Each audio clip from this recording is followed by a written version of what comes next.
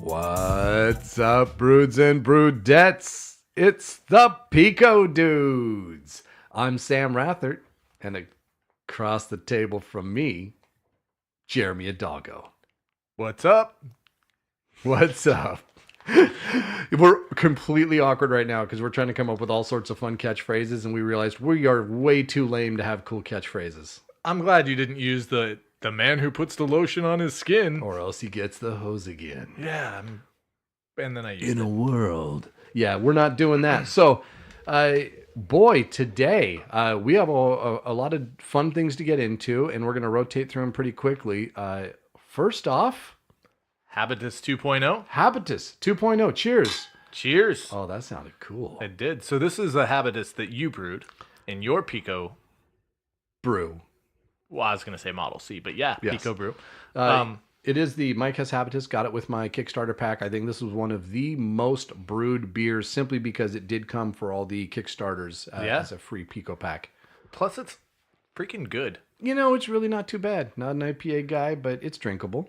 It's kind of growing on me. Am I jumping into the roof? The more you drink an 8% beer, the more you like it. Have you ever noticed that? Yeah, so tell me, what did you do with this one? Oh my gosh. So this beer has a story, folks. If you've been listening, you've heard about Pico Down. You've heard me cry tearfully about my machine, which is now up and running, has knocked out 4 brews in the last week. But during Pico Down, I just finished brewing my Hess Habitus. And I've got it in my brew keg, and I lose my Pico brew. It's gone. Not only is it not working, I've actually given it back to Pico Brew to try and fix, which they did a great job of. And my brew finished fermenting. So I didn't have... Oh, the Pico to rack it. I didn't have the Pico to rack it. It's in my Pico brew keg. Mm-hmm. I had no Pico to rack it with, and I really didn't want to wait because I knew we wanted to get this out. We wanted to try it. So here's what I did. I thought, hey, I want to try a little fun experiment, and I'm going to see if I can't record a little bit of it and share it with some of the listeners. So I took my brew keg, and I hand racked it. Like you scooped it out with your hands? Hand racked it. Nope, I used a little cup and I just took it bit by bit, and I took this cup and I actually, you are looking at me like you're totally in belief. I am so bad at, oh yeah, I took this cup. It was great. No, I used a racking tube with the racking end on it. And in fact, I believe it's the one that you picked up for me when we were working on our Pico hacks. For those of you who do not yet, and most of you don't, have the official Pico racking wand. This is the one we just went and got at a brew store, so you can hand rack out of your brew keg if you want, right, or add it onto your attachment and rack right out of your brew keg using the Pico brew. Well, that's the one that you have for the Pico brew, but you said you used the one that I got you, which was like a hacked version. Yeah, the hacked version of that. So I used that. I racked it out of my Pico brew keg into a giant glass jar. Nice. And I did that because I wanted to show the effects of cold crashing. I wanted to kind of record this adventure I've been on. So if you go on the Pico Dudes Facebook page, just look up the Pico Dudes, you can see pictures of this little journey, and I'll show you the big old glass jar right after I racked it. And of course, it's just cloudy as heck. It's this big yellow cloudy mess. Yeah. I cold crashed it. So I put that jar in a fridge, cold crashed it for a couple days, took it out, took another picture of it, and it looks like a completely different brew. Yeah, it's pretty clear. It is pretty clear. I did that to really show people, because you don't get to see it inside your serving keg, inside your brew keg, to show people why we cold crash. So some people do use additives. They might use a gelatin, or they might use, there's a couple of third-party additives you can add to your beer to get clarity. But just cold crashing's enough, folks. Sure. But that's a vital piece. Some people will brew up their beer and then rack right into their serving keg without that cold crash first, and then they wonder why they have a cloudier and, frankly, a little yeastier beer. Mm-hmm. So cold crashed it, and then once it finished cold crashing, I hand racked it again into bottles. And so into big 32-ounce bottles, and I took some pictures of all of that, and I put it up on the web so you can go see what that looks like. And if you just look at, hey, how do they do color SRM? SRM. What's our SRM in this? Is this an 8 or something? I have no idea. Oh, I don't know. I would say it's not a 12 like the red was before. It's kind of golden. But yeah, I'd say you're probably in that 7.5, 8. Yep. 9 range. So we've got a really good looking beer, and what I noticed on the bottom of these glass bottles, I've been using glass bottles forever to brew cider and now beers. I always get this little layer at the bottom. Yeah. And sometimes that layer gets a centimeter or two thick. And that layer, what do we call it? The yeast cake, or even Yeah. trube, however you want to pronounce that. It's that's the word we were looking for in a past episode, by the way. Right. What's that? That's the trube. Yeah. You can't handle the trube. That's all. Exactly. And so there's not much of that. I think I may have done such a good job cold crashing it and then such a good job of racking it. I didn't pick up much of the yeast, and it shows because I bottle conditioned. Yep. So I added sugars right into the bottles and let that sit for a couple weeks. So it's not like I didn't let it sit long enough. And we have a little bit of head that poured, not a lot, not a whole lot of carbonation or mouthfeel in this beer from the carbonation. Yeah, the weird thing is though, I kind of don't mind it. It's almost like having. I mean, it's a beer. There's no mistaking that it's a beer, and it's a good IPA. But it's almost like drinking a mead. You know, it's kind of that real flat, but flat in a good way. Yeah. There's still a little bit of extra sweetness that's unexpected just because of the way that, you know, it probably didn't have much yeast in there. And that's what I think. The way I racked it, bottle I didn't condition. capture much of that yeast in order for that to take advantage of the bottle conditioning. So I think it also left over some of the sugars. Yep.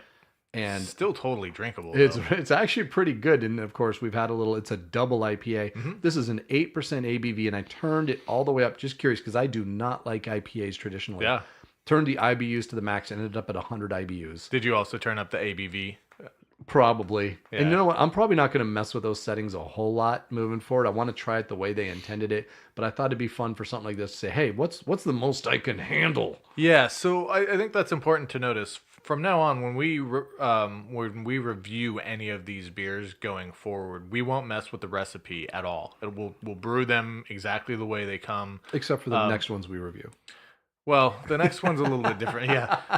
But from right now until the next ones, and From between now and the very next beer, between then we won't mess with anything. But the idea is that we get a true review on the beer. How did they intend it? And I have to say, this was done with tap water, both in the reservoir and the keg. I am so sorry to everyone at Pico Brew. I've learned, you've taught me. So I am now using distilled water in both. So we will be using distilled water because that is also the way to get what the brewer intended out of the beer. Right, or the reverse osmosis. Or RO, yeah. yes. Yep. So, yeah, good point. I think what we're trying to do is review the Pico packs on their merits and see how close we can get them to the original recipe. And us monkeying around with that's not going to help us get there. So for future stuff, we'll be only messing with the recipe on the second go around of anything that we brew. We may still experiment, and we'll let people know when we do. So we'll they don't... totally experiment. Yeah. And then we'll probably podcast about those and experimental review episodes as opposed to actual reviews of the Pico pack. Yes. So you dialed up the IBUs on this. I did. You dialed up the ABV, perhaps? I believe I did. Boy, that was last generation Pico Brew for me, so I can barely remember those times. That's Stone Age. Oh, did they put like a super display on yours or It something? is the exact same machine. Okay. No. Just, I will admit, I've been going through about a sickness, and I don't remember much of that time. I remember the whole thing going down, and I barely remember what happened. Yeah, you were basically drinking off of all of the cough medicine, cough syrup. It was. I was so high on NyQuil and Dayquil and every other quill you could find. Yeah. Fantastic. But I'm kind of curious what you think of it, and then I'll give my impressions. And please be hard on me. Gross. So I will be honest about how I feel about this, and I'm gonna use the beer flavor map that we received from Mike Brennan. Did you put up a good picture of that map? Because I think the picture we originally loaded cut off the sides. Yeah, I did post a reply that had the full picture on good. it. Good. But we're still working on our webpage, and I think we're going to put up a blog. Mm-hmm. And on the blog, I will put a full high-resolution picture where you can read all the words and everything on there. That's just picodudes.com, right? Yep. Nice plug. Can you do that in your own podcast, or is it? I don't know. I'd like narcissistic? to get it on my hair. Some hair plugs would be helpful. No, you'll look like a doll head. Don't do that. So, anyways, so I'm kind of gonna swirl it around, give it a smell here. It's got a floral taste, a little bit more of that, dank smell. Oh, that sweet, delicious, dank smell that everyone loves so much. Is this wet dog? No wet dog. It's just I don't know, that dank is the only thing I can equate to it. It's kind of like Is it a wet stone? like a wet hop or a. It is like a wet hop. Yeah, like a wet hop. And still floral. It's not. But it's not cardboard or paper. Is it? It's not. It doesn't taste like it's stale or ruined. No. So first thing I get is the IBUs are definitely there a little bit more from the beer that I had, because I didn't dial up the IBU. And not necessarily in a good way. But not bad either, because you dialed up the alcohol. Yes. I think it does a good job of offsetting, and we've got all this sweet, this extra I think sweetness in I here. kind of like the sweet. I kind of do. It's so when I first take a drink, I get that initial. I'm gonna do it again here. When you second take a drink, or when So you there's really- 200th take a drink. Yeah, there's really light carbonation on it. Yes. You do still get that. It's definitely an IPA, so you get that floral hop flavor initially. The bitter kicks in immediately afterwards, But then it gets cut. and then there's that sweet flavor. It's going to get cut by sweet malt. Yeah, Sweet caramel almost. It's like that caramel aftertaste. Yeah, so that first hit of sweetness is just sweet, and then it kind of fades away to malty. Yep. And then there's like this floral back taste as You are making this sound way better than what I think I made. I don't know. I want this beer you're describing right now. I like it. I really like it. I think I could. I mean, I kind of wish maybe I've been drinking beer all wrong. Too cold. I learned that I don't do a good job of pouring earlier this week because I'm not releasing all the CO2. Oh man, did we learn a lesson there? You're pouring down the side of the glass, trying not to make too big a head. Guess where that's all going to come out? In your tummy. Yep. So I think it's a different beer than the beer that I had. You can tell It is. Well, but you can tell it's roughly the same, but the differences we've described with the sweetness and everything, it's almost, again, I feel like it's kind of like drinking a really florally mead. I don't know if I could recreate it. And it's got it's pretty clear. Yeah, it's really clear. It's got a great color to it. And I don't know if I could ever recreate it. Well, you have to wreck your Pico brew. Then you have to use the cold crashing method have as to hand documented rack on our into yeah. Make sure you do a good job of racking it off the yeast. Is that racking off? Yep, racking Yes. off. It's so my impressions, and again, I'm not an IPA guy. When we went for our interview at Pico Brew, I had Mike, knowing I'm not an IPA guy, got me an awesome IPA. Mm-hmm. And he got me something, I believe it's called the Road to El Dorado. The Road to El Dorado. And it uses an El Dorado hop. And that was, for me, it was a floral, but like raspberry fruit that hit you really strong on your aroma and had a great finish. Like after you swallowed that, swallow and then just open up your mouth and breathe out your nose, and you get that explosion of flavors. Yeah. And it had this explosion of sort of a nice berry, but not super sweet. This nice tart berry feel. I love that. This for me is too beery. It's good, but it's almost too beery for me, and it might be that transition from the very tight IBU kick I get after the swallow, and then that explosion into the malt and the sweetness makes me just pucker a little. Just up top, not down below, just up top, but a little pucker. Thanks for clarifying. In case you want to know. More than just your beer. So And by the way, I don't dislike it, and I'm not an IPA guy. Not just because it's my beer. This is very drinkable, and I think we said the same thing with the one you brewed. And it might be the alcohol level, but it's a very drinkable beer. Like, I don't mind it. I will be pouring another glass in just a second. Yeah, no, I really enjoy it. So I'm curious though, when you say that it's it's too beery for you? Is it that bitter taste that you get up front, or there is again on the nose? There's that wet hop that I like think somebody that's spilled it. beer in your carpet smell. I think that's it. It might just be the aroma throwing me off. And it might Okay. not even be the taste, it might be the aroma, but it is, the things I associated with beer. I wasn't a beer guy growing up, and I'm starting to love beer as I learn more about it. And I, of course, brew it. And I can brew it knowing nothing, thanks to my little Pico Brew thing. Yeah. And all the things I never liked about beers, the reasons I might have been pushed towards some of the Germans, the banana and clove, and Right. and the different things I get out of the German beers, or even the ciders I like, is because it doesn't have that wet hop smell or taste to it. Yeah, they're definitely they're more on the smooth, mellow, little bit of malt side, low IBUs. There's Low just not, IBUs. Yeah. It's like alcoholic juice, man. So good. I like alcoholic juice. Who doesn't? All right. Well, I think we've talked about the Habitus. Do you remember what you rated the Habitus at? I rated it at 5 stars. You did. I rated it at 5, even though I wasn't an Holy IPA moly. guy. And the reason is I was so amazed at how much of the hop flavor came across on mine. And this was also dry hopped. Yeah, and also the aroma. I remember much more so the aroma coming through on mine Yeah. than on this one, but I think that has to do with just your carbonation level. Your carbonation level is low on this, and so that's impacting a lot of our sensory. Disappointed. Yeah. So I think, what would you rate this at in your current state? How many stars are you going to give it when you go on your Pico Brew website, log in and say this is Sam Rathert's rating?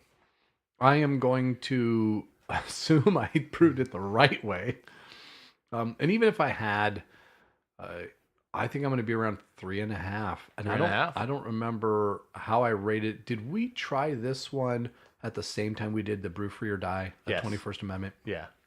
I actually think I liked this one more. So did. It was more in a 3.5, 4-star, I think. And assuming that I did it right, maybe I'd be a 4-star on it. Yeah. And it was really just because of the drinkability of it. I really liked that it was very easy drinking for a big alcohol double IPA. Yeah, it'd be interesting to pull up your Pico Brew profile. In fact, we should probably start doing that on our reviews and just looking at reading off what are the IBUs that it actually came out of your brew house with. So did your say IBUs, 100. your ABVs. It Yep. did say 100. It said 8% and 100. I wrote it down. Yeah, see, and mine was at 72, I think, if I remember right. And so that's a bit of a difference, right? So Yep. And I don't like high IBU beers, and I thought, well, if I don't like it, I'm gonna try it. Well, there you go. That's how you figure out whether you truly don't like it or which one of those flavors it is that make it taste more beery for you. Yep. So I think we're gonna wrap this up on the Habitus. Yeah. Sam gives it 3.5 stars. I'm gonna call it 4. I'm gonna call it 4 because I remember how much I liked yours, and I don't want to taint it because of my efforts. Yeah. Well, I'm not sure if I enjoy this one more or less or about the same as the one that I brewed. It's different, but man, it's good. I like it. I don't know what it is about this Habitus that I just enjoy. So maybe it's the high alcohol content, but I'm gonna stick with the 5s, even in the sweeter form here. You are such a kind gentleman. Let's move on. We were gonna ask some questions here of our listeners. Well, let's start with, we had a couple little things we've been doing lately. Yeah, look for some polls on our Facebook page because not those kind of polls. I mean, we can be a couple of knobs, but anyways, I don't think Facebook's gonna let us do that, Jeremy. that's not where I was going. I want to know. I want to know what the listeners think. Some ideas that we had were we talked about seeing if we could do a bottle share. So it's going to be mainly local. I mean, It's yeah. anybody's invited. So if you want to fly up to Seattle, You and love come brewing hang and you out. like to travel. Come on up. But we'd like to get a few more of these reviews kicked out if we can, and we couldn't think of a better way to do it than See if we could hold the local event maybe at a brewery or with a yeah. in conjunction with Pico Brew or maybe a local homebrew store. See if we could get some folks to bring in Listener brews. their brews. We get a panel of folks. We can all rate them. We can And everyone can try everybody else's. You can get a lot of different flavors, see what you like, what you don't like. We'll talk about it. We'll share our thoughts and the thoughts of some of the other people there. Yeah, how much fun would that be? That would be awesome. And it wouldn't just be our feedback that you'd be getting on some of these things. Yeah. And we will. I know Joshua at Pico Brew is looking to get a collection of at least Northwest Pico owners together. This would be a great way to do that. And I know he would be in. And maybe we could even find a guest celebrity judge. Maybe we'll go after Mike or Annie from Pico Brew, who are nationally ranked judges or nationally approved judges. Accredited. They're two of like 100 something in the country that are national. What are those letters again? Do you remember them? BJCP. That's it. Before I said BGCP, I'm an idiot. You were wrong. I was totally wrong. It's BJCP. BJCP. Beer Judge Competition. I don't know what. If you listen to our episode where Mike will tell you, interview Mike Brennan, he's super cool and he'll tell you. Yes. So if we maybe get one of them in, and we can have somebody who rates the best brews in the country and chooses them and awards them their golds and double golds and all that, and we could have them come in and try your brews. Yeah, it'd be kind of a learn from the masters type situation. I know Sam and I have just been so grateful to spend some time with them. Soaking it up. Yeah, it's been excellent. The genius those people have. And so another idea that we had, and this is where we will poll the audience. That doesn't mean don't read anything into that other than we want to know if you guys would be interested in perhaps shipping us some of your Pico brewed. Want us to taste your fluids? Is that? Yeah. Well, however you want to put it. If you would be interested, beer only, please. Yes. If you would like to brew up a Pico pack and send it in, or if you would like to recommend on our Facebook page which ones you would like to hear us review, then please do so. And we'll throw this out there. If you're local, we'd love to have you come by and share your brew with us. Yeah. Maybe be a guest on our podcast here. Get a little show. We got 3 people. My wife, your wife, some other guy that really likes us. No, it's mainly me. Alicia, she's not stoked when I listen to the podcast. When you listen to yourself, really? When I listen to myself, yeah. She's like in the car. I try and convince her. I'm like, I'm trying to figure out if it's good quality. No, it's not. We're horrible at this. I know, but it's fun to try. Help make us better. That's the other thing. How are we doing? Yes. Let us know. We've had some early feedback after the pilot episodes. And if you've got ideas or things that you want to have us focus on more, we'd love to hear it. Additionally, we have talked about doing either a series or some episodes specifically on sous vide. Sous vide. Sous vide. Sous vide would be fun. Sous vide. So we are going to be putting together some episodes that'll focus on that. Yeah, we're looking to collect recipes. We know that the people at Pico Brew have a sous vide every Wednesday now, and they have tried a bunch of different things. And so they have both ideas on what we should sous vide and also beer pairings that we might be able to do. Yes. How cool would that be? That would be... It would be pretty cool. It'll be good for us. Admit it. I mean, we can sous vide and eat good food and drink good beer all over this place. You're cleaning up. If I slip in any of your sous vide, then I'm going to be mad. Awesome. We also have a couple episodes coming up. And one of them we both have. Dun dun dun dun dun dun dun dun dun. Imperial Vanilla Bourbon Stout Porter. Or porter. Porter. I don't know why we keep saying stout. It's not a stout. It's a porter. Porter. It's you can get your. It's Denny Kahn, man. Denny Kahn. The guy's a legend. Author of Experimental Brewing and the podcast with Drew Beecham of Experimental Brewing. And this guy, he's active on the pages. You've probably seen him, but one of his brews is this Imperial Vanilla Bourbon Porter. All right. We got it right that time. And we've both brewed it. Yes. Danger, danger.